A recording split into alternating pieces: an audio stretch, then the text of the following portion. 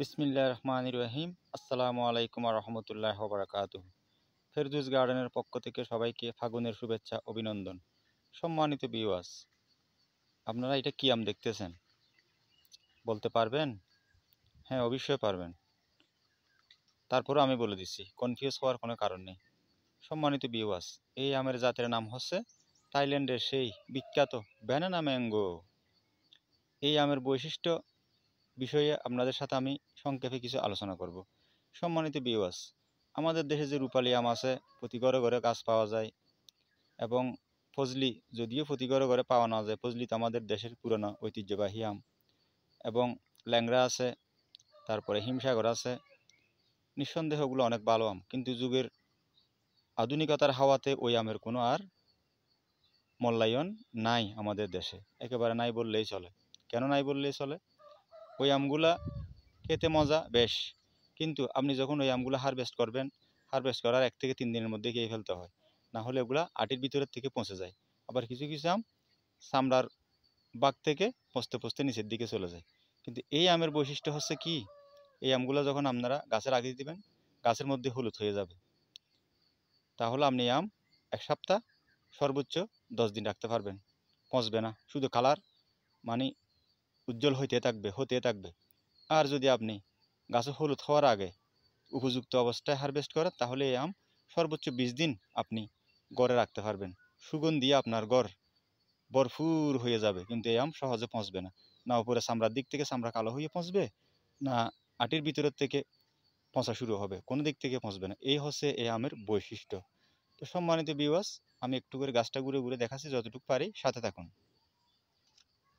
তো সম্মানিত ভিউয়ার্স, আপনারা দেখুন, আমি একটু দেখার চেষ্টা করতেছি, আপনাদেরকে দেখানোর চেষ্টা করতেছি। অনেক আম আছে এখানে, কিন্তু একটা বিষয় কি জানেন, এই আমের সবচেয়ে বড় বৈশিষ্ট্য হচ্ছে কি, এই আম গাছটা যখন আপনি লাগাবেন, আপনি যদি পরিচর্যা করেন, তাহলে আপনি অনেক ভালো রেজাল্ট পাবেন, ফলনে ভরপুর। আর যদি আপনি একেবারে পরিচর্যা নাও করেন, অবহেলা করেন, তারপরেও কিন্তু এই গাছটা মানে গাছের যে কর্তৃপক্ষ আছে তার সাথে বেইমানি করে না, অনেক ফলন দেয়। ঠিক আছে, আমি আসলে এতটুকু দেখাতে পারতেছি, গাছটা অনেক উপরে হয়ে গেছে, যেহেতু আমি এটা ফোনিং না করার কারণে। তবে এই জাতগুলো ফোনিং করতে হয়, ঠিক আছে। অনেক উপরে চলে গেছে, আমি পারতেছি না। ওই দেখেন, একটু খেয়াল করলে বুঝবেন, দূরে দূরে কিন্তু অনেক আম আছে। এখানে দেখেন আবারও 2টা, ঠিক আছে। তো সম্মানিত ভিউয়ার্স, আমি যেটা বলতে চাচ্ছি, সোজা সাপটা কথা, এই আম 250 টাকার নিচে দাম কমে পাওয়া যায় না। 250 টাকা কেজি দিয়ে সাধারণ মানুষের আম খাওয়া এটা সাধ্যের বাইরে, ঠিক আছে।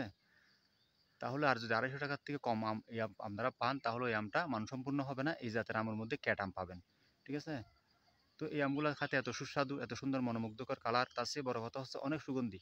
1-2টা আম ঘরে রাখলে পুরো ঘর সুগন্ধিতে ভরে যায়।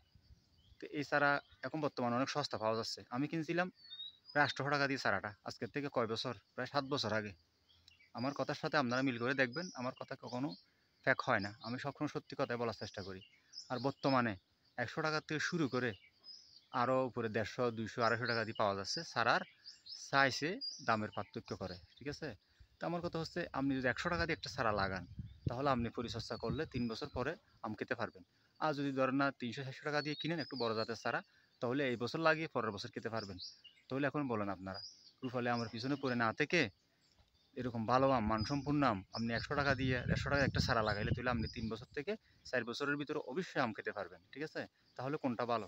তো সেই জন্য আমি বলতেছি, সম্মানিত ভিউয়ার্স, আপনারা ভালো জাতের জিনিস খোঁজ করেন, ভালো জাতের জিনিস লালন পালন করেন বাড়ি না গিনায়, তাহলে আপনারা খেতে পারবেন, পরবর্তী প্রজন্মের বাচ্চা কাচ্চারা খেতে পারবে।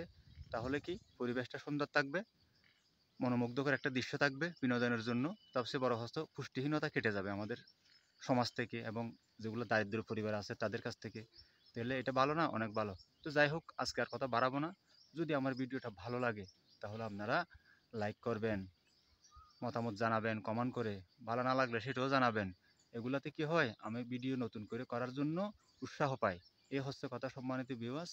যদি আমার কথাতে কোনো ভুল ত্রুটি হয়ে থাকে, প্লিজ আমাকে ক্ষমার দৃষ্টিতে দেখবেন। পরবর্তী ভিডিও পাওয়ার জন্য উৎসাহ জাগাবেন। সবাই ভালো থাকবেন। আসসালামু আলাইকুম ওয়া রাহমাতুল্লাহি ওয়া বারাকাতুহু।